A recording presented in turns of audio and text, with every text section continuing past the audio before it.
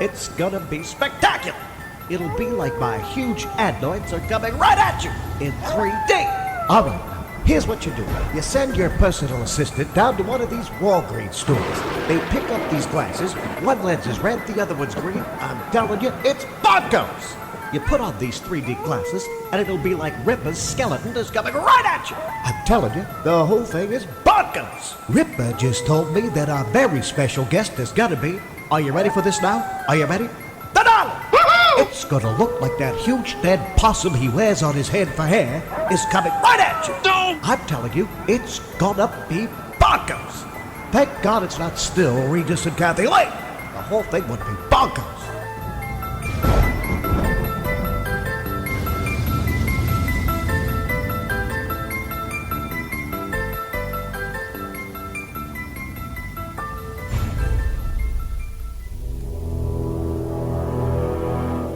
The X-Zone radio and TV show is largely an opinion talk show. All opinions, comments, or statements of fact expressed by Rob McConnell's guests are strictly their own and are not to be construed as those of the X-Zone radio and TV show or in any manner endorsed by Rob McConnell, Relmar McConnell Media Company, Talkstar Radio Network, its affiliated stations, or employees.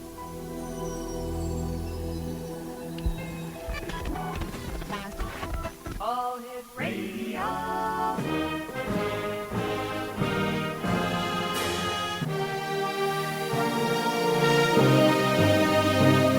Welcome to the X-Zone, a place where fact is fiction and fiction is reality. Now, here's your host, Rob McConnell.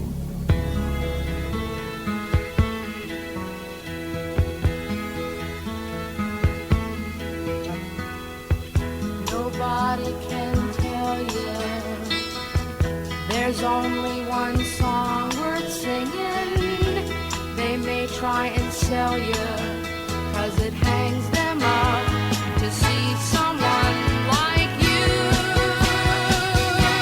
But you've gotta make your own kind of music, sing your own special song, make your own kind of music, even if nobody else sings along. You're gonna be nowhere. Welcome to the X-Zone, everyone. My name is Rob McConnell, and for the next 4 hours, I'm your host and your guide as together you and I cross the time-space continuum to this place that I call the X-Zone. It's a place where people dare to believe and dare to be heard. It's a place where fact is fiction and fiction is reality. And the X-Zone comes to you Monday through Friday from 10 p.m. Eastern until 2 a.m. Eastern, right here live and around the world on the Talkstar Radio Network and our fine family of broadcast affiliates across Canada, the United States, Central America, South America, the Caribbean, the Pacific Rim, and now in 20 Asian countries. If you'd like to give us a call, our toll-free number is 1-877-528-8255. That's toll-free throughout the U.S., Canada, Alaska, and Hawaii at 1-877-528-8255. My email address is xzone@talkstarradio.com. On MSN Messenger, you can chat with me here in our studios in Hamilton, Ontario, Canada, by using the MSN Messenger address talkstarradio@hotmail.com.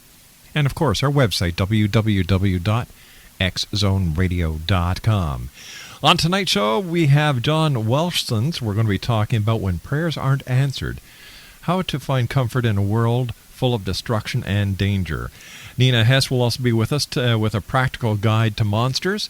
Elizabeth Joyce, one of the world's greatest psychics, will be doing psychic readings for one and all who give us a call at 1-877-528-8255. Now, that is an hour number 3. And hour number 4, I'm going to ask you, the X-Zone, the following question. Did the United States really go to the moon?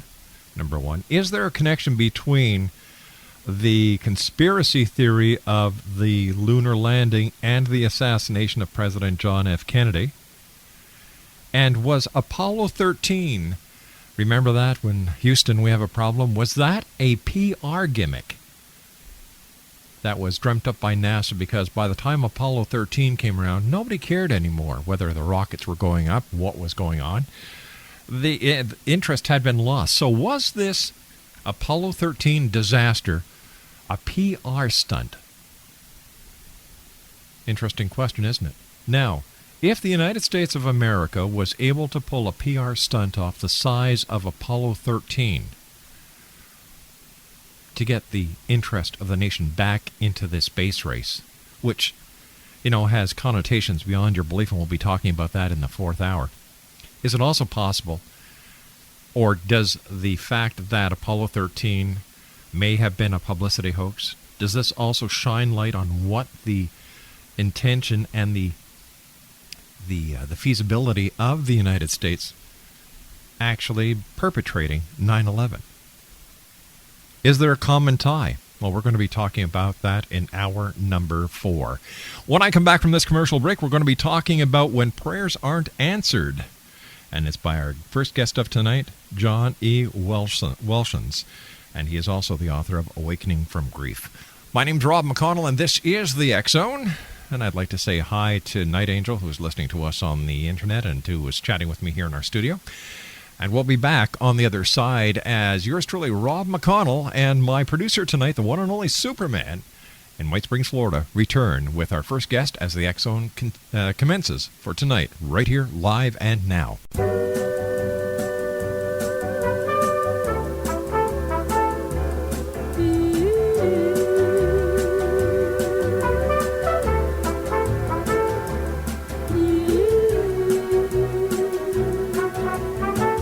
The moment I wake up, before I put on my makeup, I say a little prayer for you. While combing my hair now, and wondering what dress to wear now, I say a little prayer for you. Forever, forever, you'll stay in my heart, and I will love you forever and ever. We never will part. I'll love you together, together. That's how it must be to live without you. Would only mean heartbreak for me. How do we cope in a world where uncertainty is the status quo? How do we have faith when serious issues such as Iraq, Hurricane Katrina, and Virginia Tech strike with random unpredictability? Why keep praying when God allows people to be killed from roadside bombs or major earthquakes every day? Well, these are some of the questions that our guest is going to answer, John Welshons. He's the author of a book entitled When Prayers Aren't Answered. It's by New World Library, and it was published and released in October this year. John does not shrink from looking directly into some of life's most difficult, challenging experience, such as being diagnosed with cancer, going through a divorce, seeing a loved one off to war. He neither ignores suffering nor attempts to put a smiling face on otherwise tragic circumstances, but he is going to try and teach us how to use the painful circumstances in life as fuel for our spiritual journey. And John Welshon, welcome to the X-Zone. Thank you, Rob. Nice to be with you. Nice talking to you, John. I've got a question for you. Sure. All right, if prayers don't always come in the form we've asked, how do we know when our prayers are actually being answered? Well, that's a good question. I thought you'd appreciate it. Well, my sense is that, and let me just say right up front, what I'm offering in this book is some ideas that might be helpful in times when the world just doesn't make sense. And one of the things that doesn't make sense that I've seen in my life is that there have been times when prayers appeared to be answered in a most dramatic fashion, Mm-hmm. and other times when they appeared to have been ignored for weeks, months, and years at a time. So, I spoke with a number of friends of mine when I started writing the book, one of whom was a rabbi in Massachusetts.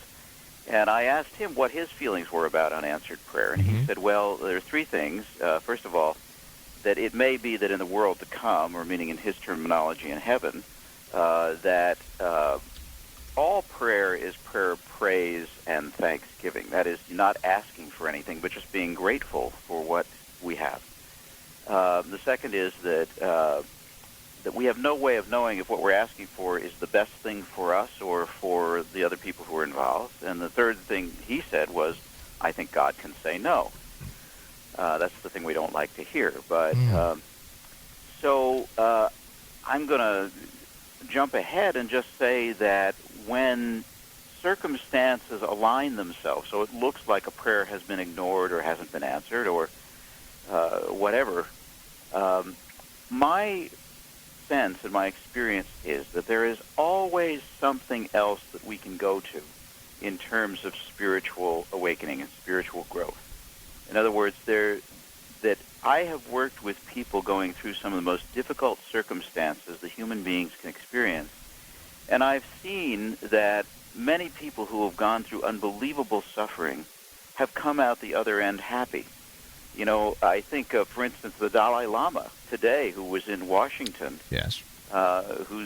He really has seen humanity at its worst, and basically had his country stolen from him, and had, watched his people being slaughtered in the most cruel, inhumane fashion.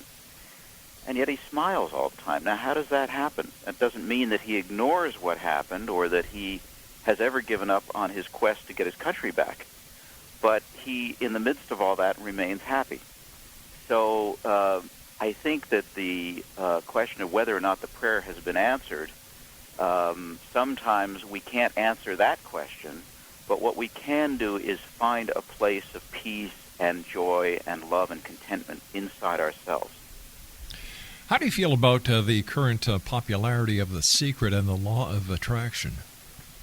Well, that's very interesting. Actually, some of the people who are involved with The Secret are friends of mine. And but I think that the law of attraction is certainly a law, but it's not the totality of the reality of our lives. That is to say, in my own life, my parents were married by Norman Vincent Peale, the grandfather of positive thinking. And it's obvious that our experience of life can change dramatically if we can harness our thought patterns and change them from primarily negative patterns to positive patterns. That in itself changes our lives. But there are other forces at work. I don't think that everything bad that happens to us is a result of our own negative thinking. I think that that's a very limited view, and it leaves an awful lot of people dangling. Everybody will rush to buy a new book or to go to a new workshop or something that teaches us how to get everything we want, supposedly. Everybody's looking for the easy solution to a hard problem, yes. Yeah. And what I've seen is that that would be all well and good. I'm in favor of anything that brings people to happiness, True. But ultimately, I see a lot of people questioning after they've tried to apply those kinds of teachings in their own lives, that they come out the other end kind of embittered and even more confused because it didn't work for them. So what I'm offering in Where Prayers Aren't Answered is a different perspective so that you can see that there will be times in life when things will go well, and we'll enjoy those, and when things don't go well in our lives, doesn't mean that we have lost our ability to be happy, joyful, to be peaceful, and to be loving. Those are the things that really bring us happiness ultimately. All right, why does God allow events like 9/11, Katrina, tsunamis, and school shootings like Columbine and Virginia Tech to happen? Well, I think that we have what is called in theological circles an anthropomorphic view of God. That means that it's so hard for us to conceive of what God might be, that the only thing we can do is identify him or her or it, generally in terms of him, as a very large and complex human being who somehow looks like us and thinks like us and acts like us and is sort of a grand puppeteer, if you will, kind of sitting on a cloud somewhere pulling the strings on Earth and causing everything that happens to happen. I don't really experience it that way. I'm really, in point of fact, much more drawn to the Buddhist view, which is that, Buddhism is often accused of being an atheistic religion. It really isn't. Buddha simply said, whatever God is, has got to be so extraordinary and vast and incomprehensible that we could never understand it with our human mind. So why even confuse ourselves by trying, in a sense? And what happens when we try, then suddenly my idea of God is better than your idea, and pretty soon we're fighting with each other and killing each other over whose idea of God is better. So that's all background to your question, which is how do these tragic events happen on Earth? Well, there's a whole chapter in When Prayers Aren't Answered about the question why. And the problem with the question why is, and we all ask it, we have human minds, our human minds question, and we want to know. We want to have a rational explanation for everything. And what I've seen in individual circumstances with parents whose children have died, with wives whose husbands have died, with people who have had, young athletic men who have had spinal cord injury and wind up in a wheelchair, what I've seen over and over again is that there is no answer to the question, why does this happen? But that doesn't mean that we can't be happy. Well, if there is no reason to why things happen, then where does pre-planned destiny, as described in most theological books, come into play? Well, a lot of that could be traced to subtle and not so subtle efforts on the part of theological hierarchies. That is, the authoritarian structures of different churches and religions to maintain control over people's lives in one way or another. And so does this mean they lied to us? well, I don't know that I would use that word, Rob, but why not? Why not? Let's call a spade here. Let's call a spade a spade. If they made this up just to use it as a control factor, that's a lie. And if we can prove that that was a lie, how much more have they lied about? Right? Uh-oh. Did I scare him off, Superman? Oh, geez. Don't you just love it when they can't take a question? You just have to say, well, why do you want to come on a talk show? And try and sell a book or flog a book that says when prayers aren't answered, and you tell me that what they're saying is not the truth, and when you call it a lie, they get upset and hang up. Makes no sense to me. All it shows is that maybe the author's a lie too. 1-877-528-8255 is toll free throughout the U.S., Canada, Alaska, and Hawaii.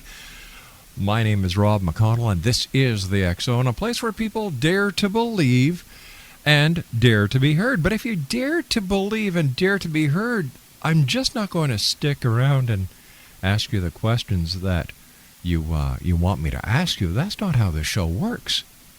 Have the conviction of what you're saying. I'm not going to sit here and go, yeah, really? Ooh, wow, golly, gee, Batman. Doesn't work that way here. People want to know? You want to come on the show? Then be prepared for some hardcore questions.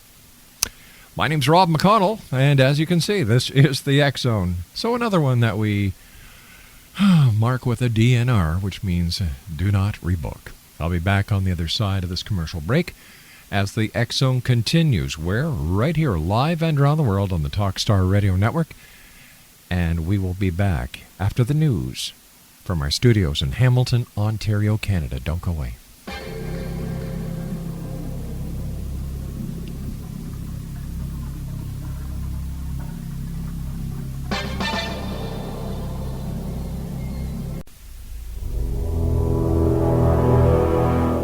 The X Zone radio and TV show is largely an opinion talk show. All opinions, comments, or statements of fact expressed by Rob McConnell's guests are strictly their own and are not to be construed as those of the X Zone radio and TV show or in any manner endorsed by Rob McConnell, Relmar McConnell Media Company, Talkstar Radio Network, its affiliated stations, or employees.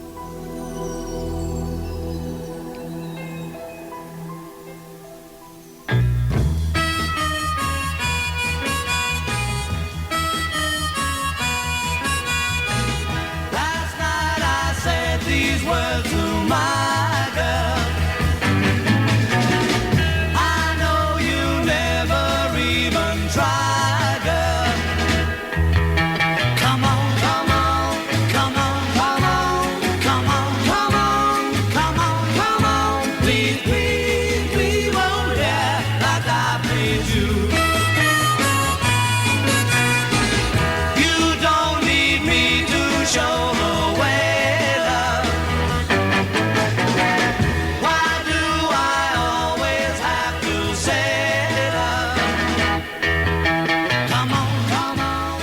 And welcome back to the X Zone, everyone. My name is Rob McConnell, and later on tonight I'm going to be doing 1 hour of the lunar conspiracy. Did the U.S. really land on the moon, and why the sudden interest in going back to the moon?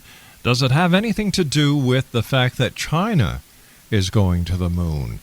And what would they find if they landed at Tranquility Base? Would they find the first lunar mission remnants? I've got my doubts about that. In fact, I was on British radio today talking about that, the lunar conspiracy and what really happened. Now, there was a movie that was out, and do you think I can remember the name of the movie right now? That depicted Capricorn 1. That was it. Capricorn 1, ironically, O.J. Simpson was in it. Sam Waterton and James Brolin were the three astronauts who were on a Mars mission. And what happened was, as they were in orbit around the Earth, they were told that they were to come back down. And the entire mission was staged from a sound stage in the desert somewhere.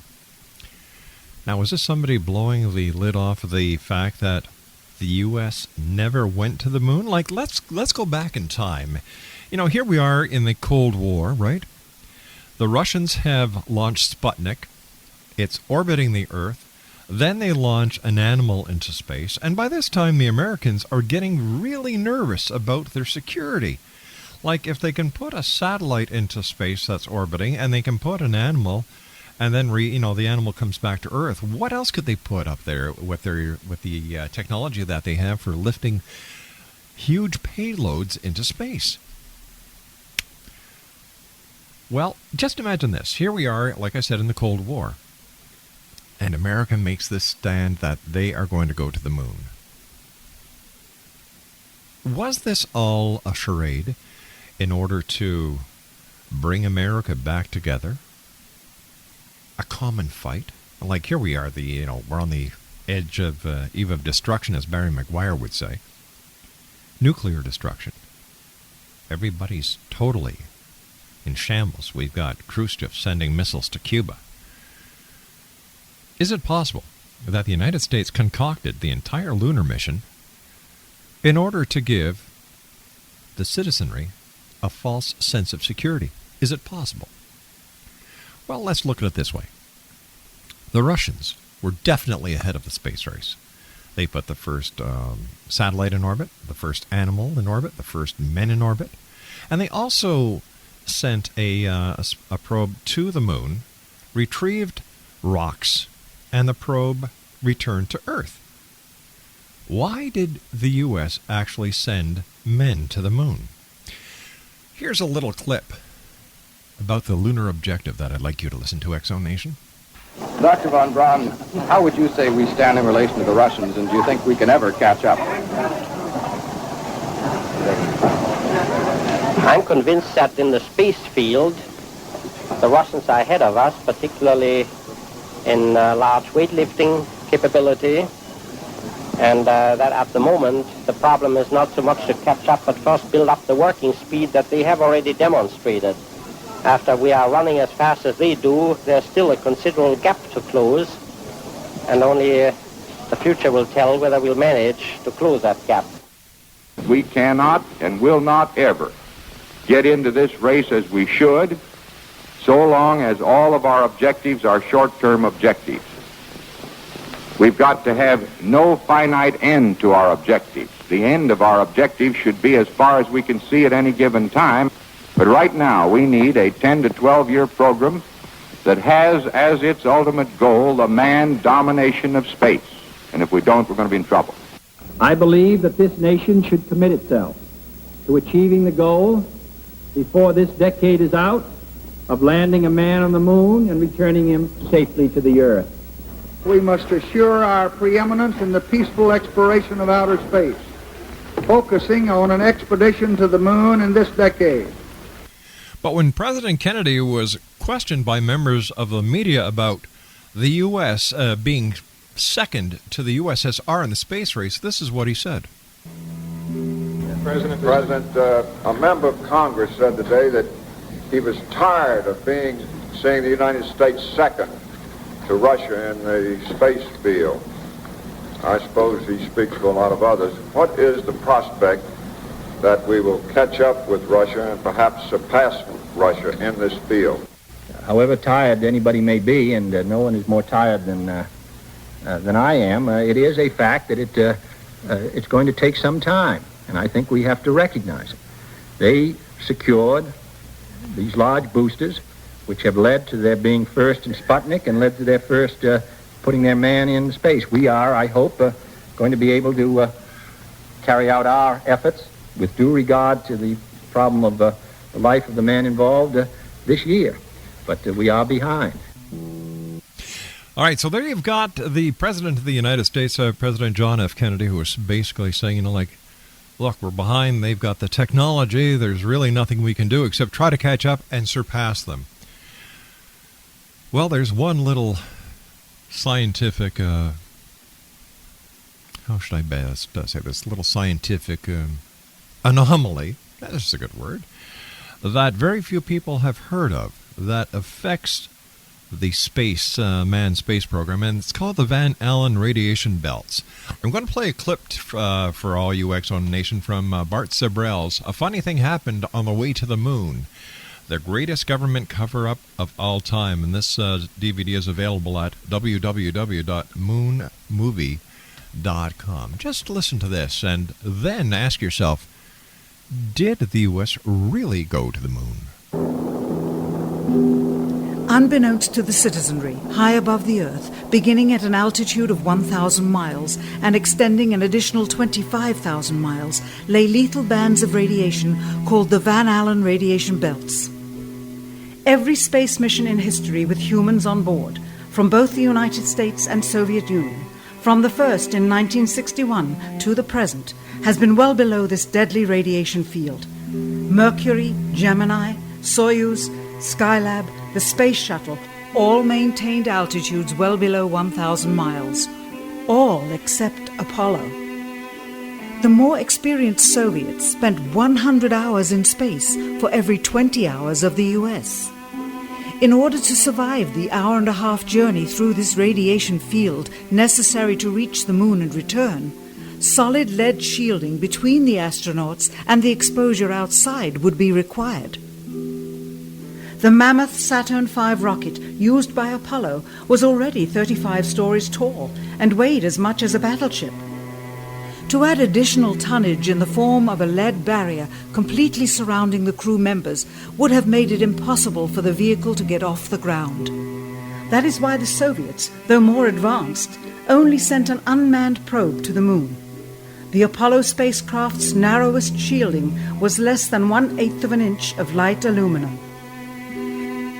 In 1998, the Space Shuttle flew to an altitude of 350 miles, one of its highest altitudes ever, hundreds of miles below the beginning of a field of radiation that was so severe that the astronauts inside of their shielded spacecraft and inside of their shielded spacesuits saw flashes of light with their eyes shut that they described as shooting stars, due to radiation penetrating first the shuttle's shielding, then their spacesuit shielding, then their skulls, and finally the retinas of their closed eyes.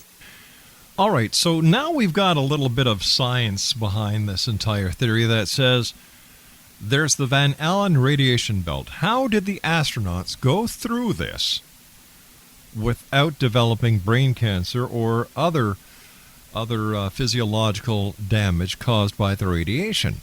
Especially when you heard how thin the Apollo craft's skin was. Makes no sense.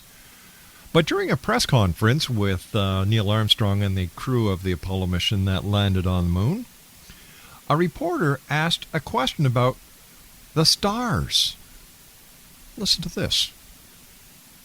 The answer? Not to talk about the stars. Ever. In their post-flight press conference, it was the only question to which Neil Armstrong responded with an absence of memory. When you looked up at the sky, could you actually see the stars and the solar corona in spite of the glare? We were never able to see stars from the lunar surface or on the daylight side of the moon by eye without looking through the optics. I don't recall during the period of time that we were photographing the solar corona what stars we could see. I don't remember seeing any. Years later, though, Michael Collins would remember seeing the elusive stars and wrote about them in Expeditions to the Moon. It seems his memory improved the older he got. So there you've got it. You've got astronauts who obviously were at a loss for words. Collins could not remember seeing any, and then later on, he did. Then you've got the photographs from the moon.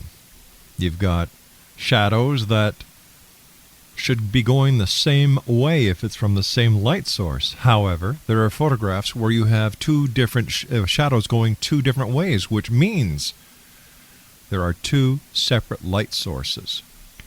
Then, on one photo that was found in the NASA archives, the letter C was found on the side of a rock. Now, why would there be the letter C on the side of a rock on the moon? And how about the fact that there was no crater beneath the rocket nozzle when the rocket landed or took off? How come? Makes no sense to me. How about you, X-Zone Nation? Give me a call, 1-877-528-8255. That's toll-free throughout the U.S., Canada, Alaska, and Hawaii at 1-877-528-8255. Now, was it the goal to fool the Soviet Union about the strategic capabilities of the United States during the height of the Cold War? Does deceit, greed, and injustice have anything to do with it? Well, if indeed it does, then a sad thing happened on the way to the moon, didn't it? Because maybe we never went to the moon. Strange times. When you think about it, there are other photos that make no sense. Photos where the markings that are used to calculate distances between one point and another point seem to be misplaced. Well, one is behind one of the objects instead of in front of it. And if this was taken from the moon, then all these markings would be in front of the objects, not behind. Makes no sense. 1-877-528-8255. That is toll-free throughout the U.S., Canada, Alaska, and Hawaii. And then Bart Sibrel and his camera crew went out to speak to different astronauts. They spoke to Michael Collins from Apollo 11. They spoke to Neil Armstrong from Apollo 11. John Young, who was on Apollo 10 and 16. Eugene Cernan, who was on Apollo 10 and 17. Alfred Worden, who was Apollo 15. Alan Bean, who was on Apollo 12. Edwin Buzz Aldrin Jr., Apollo 11. And Edgar Mitchell from Apollo 14. And what he wanted to do is he just wanted to ask them certain questions. For example, what effects did they feel as they passed through the Van Allen radiation belts? Do they remember seeing any stars while on the surface of the moon? How did they falsify photography of being halfway to the moon when they were really in low Earth orbit? Which astronauts refused to swear on the Bible that they really were down on the moon. So who do we believe? NASA? Well, what do you mean they couldn't have perpetrated a hoax? It would have leaked out. Let's just remember the Manhattan Project.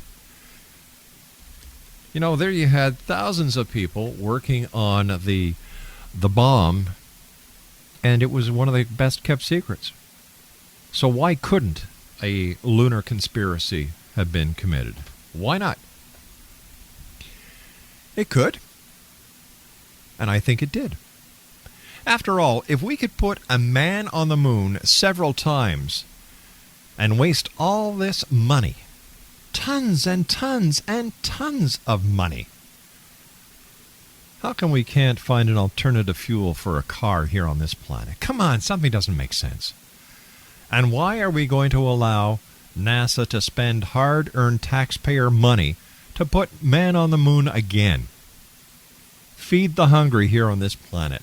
House the hungry. House the homeless here on this planet. Put money into health care and education. That's what you should do.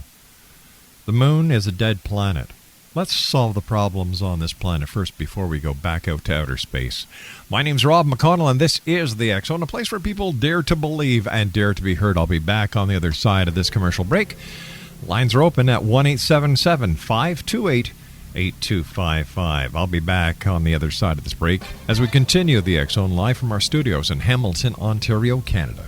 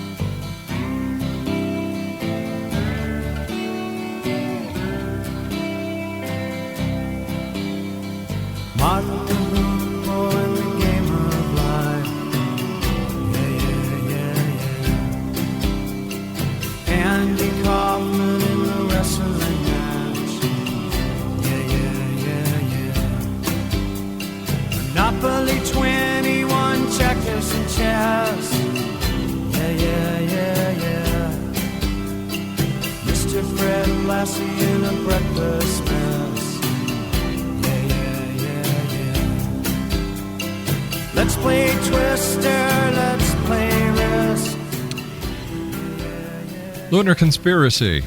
That's what I'm talking about this hour. We'll continue this this conversation on to our final hour tonight. Is there a tie-in between the lunar conspiracy, the assassination of President John F. Kennedy, and was Apollo 13 a PR hoax to bring the Americans and the world back to watching the lunar program? Let's go to Scarborough. Rob joining us now. Hey, Rob. Hey, Rob, how's it going? It's going great, thanks. Yeah, I got a theory. Like, this is where fact and reality mix in, like fact and fantasy mixes in. Maybe they did send the rocket up, and it circled around the Earth, and then with the splashdown capsule, it when it came down back to Earth, but in between that time, it was all filmed when they were going on to the moon.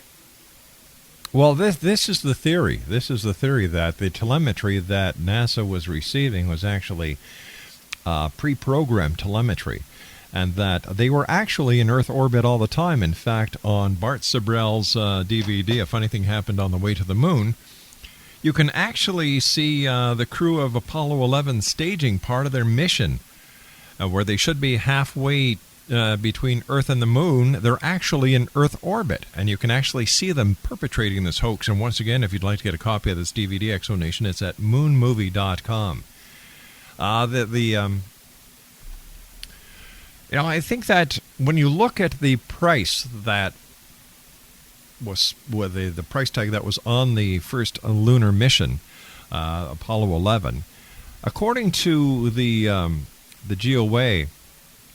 I'm sorry, the AOG, the Auditor General, the Auditor General's office. You could have bought 2 million single dwelling homes. 2 million single dwelling homes with the amount of money that went into the Apollo 11 project.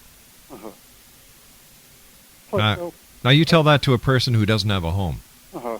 Also, read somewhere that the computer technology was likened to a Commodore 64. Mm-hmm. And, like, you would need something a little bit stronger than that just to even get to the moon and back.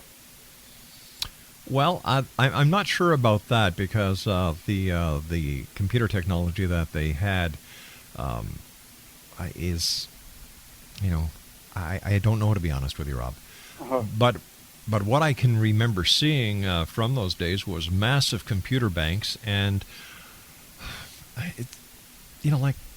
why didn't the Russians land on the moon if there was no danger of the Van Allen radiation belt being there? And why has this question been asked to astronauts about the Van Allen radiation belt, and they don't know what it is?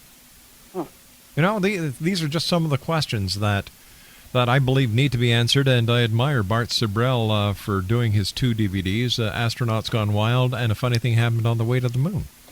Very interesting stuff.